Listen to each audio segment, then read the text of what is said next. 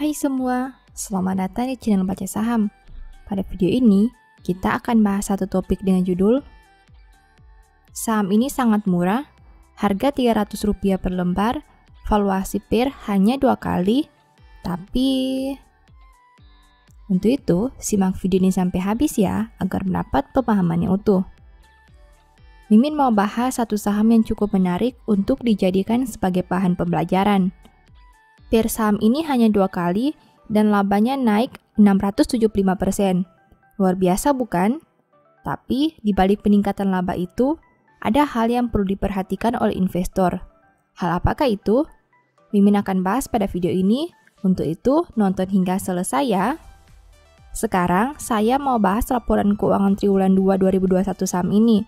Berhubung laporan keuangan terbarunya sudah terbit, mari kita lihat perkembangan kinerjanya. Oh ya, di akhir video, saya akan memberikan kesimpulan dari analisa yang dilakukan. Untuk itu, nonton sampai selesai ya. Seperti biasa, pembahasan ini bersifat edukasi dan bukan rekomendasi. Kamu bisa saja rugi jika beli saham ini. Untuk itu, selalu berhati-hati sebelum membeli saham. Disclaimer on ya. PT Timas berdiri tahun 1987. Artinya, saat video ini dibuat, Timas berusia sekitar 34 tahun. Perusahaan ini bisa dikatakan cukup berpengalaman dengan usia 34 tahun.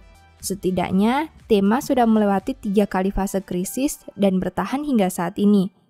Tapi, selama 34 tahun tersebut, apakah perusahaan mengalami peningkatan kinerja yang konsisten? Mari kita bahas laporan keuangan terbaru saham ini. Pertama, aset. Timas menghasilkan aset 4,05 triliun di tahun 2021. Sedangkan di tahun 2020, asetnya berjumlah 3,83 triliun. Artinya, aset perusahaan naik 0,22 triliun atau 5,74% dalam 1 tahun ini. Sekarang mari kita analisa lebih jauh.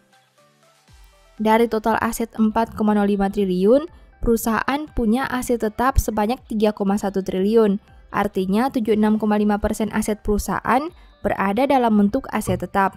Jika dibandingkan tahun sebelumnya, pos ini turun 0,07 triliun atau 2,21%. Selain aset tetap, ada juga kas dan setara kas. Dari total aset 4,05 triliun, perusahaan punya kas dan setara kas sebanyak 0,3 triliun. Artinya 7,41% aset perusahaan berada dalam bentuk kas dan setara kas. Jika dibandingkan tahun sebelumnya, pos ini naik 0,18 triliun atau 150%. Kedua, liabilitas. Timas mempunyai liabilitas 2,53 triliun sampai triwulan 2 2021. Sedangkan di tahun 2020, liabilitasnya berjumlah 2,62 triliun. Artinya, hutang perusahaan turun 0,09 triliun atau 3,44% dalam 1 tahun ini. Nah, dari total liabilitas 2,53 triliun, perusahaan punya utang bank sebanyak 0,94 triliun. Artinya, 37,15% hutang perusahaan berada dalam bentuk utang bank.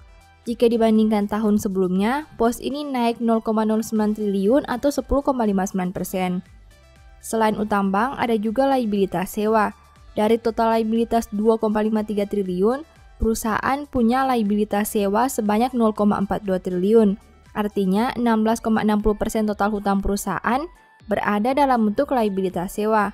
Jika dibandingkan tahun sebelumnya, pos ini turun 0,05 triliun atau 10,64%. Ketiga, ekuitas. Timas punya ekuitas 1,52 triliun sampai triwulan 2 2021.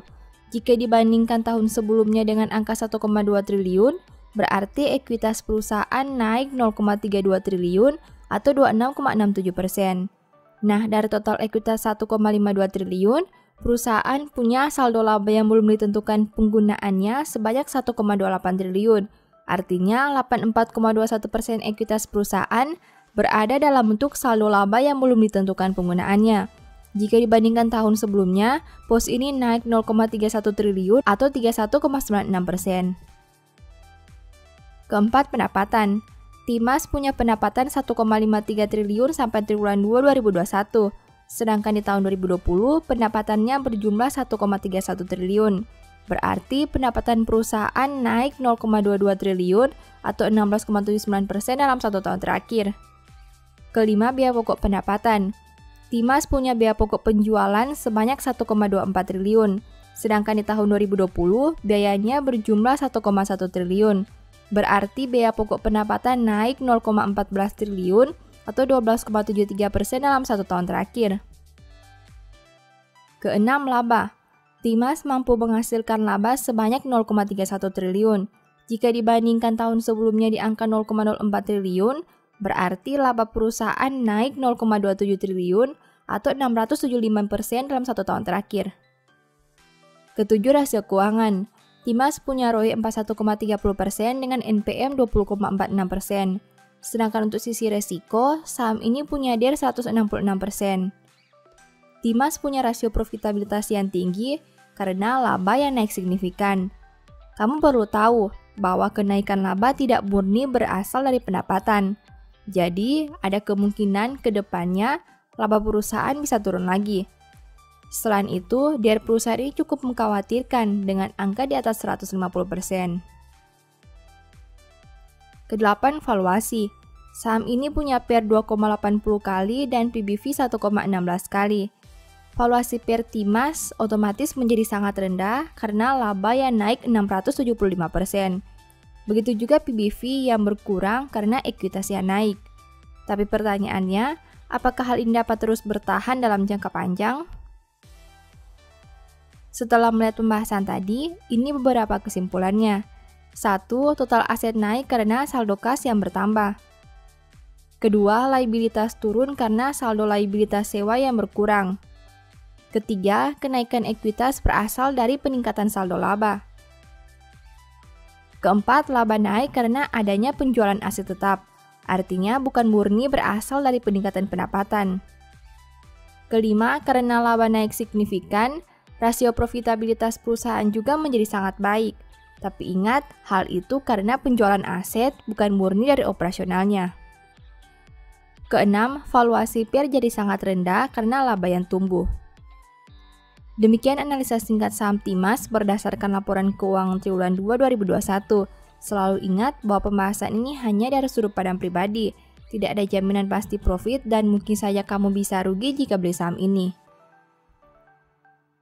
Demikian informasi pada video ini, semoga bisa memberi manfaat kepada kamu semua ya. Oh iya, saya mau menyampaikan bahwa sekarang Baca Saham punya 3 e-book tentang saham yang mungkin saja bisa berguna bagi kamu, yaitu Strategi Nabung Saham, Analysis Report, dan The Stock Market. Berikut perbedaan antara 3 e-book tersebut. E-book Strategi Nabung Saham berfokus pada pembahasan teknik, money management, dan semua hal yang berhubungan dengan nabung saham. Poin intinya bisa dilihat pada tampilan berikut ini. E-book Analysis Report berfokus pada hasil analisa fundamental 12 saham pilihan berdasarkan laporan keuangan terbaru.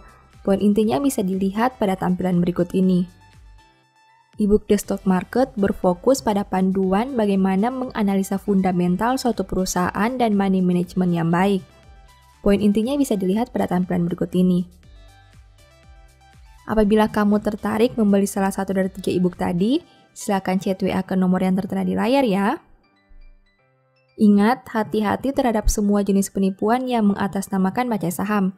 Baca Saham tidak pernah mengelola dana ataupun melakukan penjualan produk di luar Instagram, YouTube, dan Telegram resmi Baca Saham. Sebagai penutup, saya mau mengutip satu statement yang semoga bisa menjadi semangat bagi teman-teman. Siapa mencintai didikan, mencintai pengetahuan, tetapi siapa membenci teguran adalah dungu. Thank you.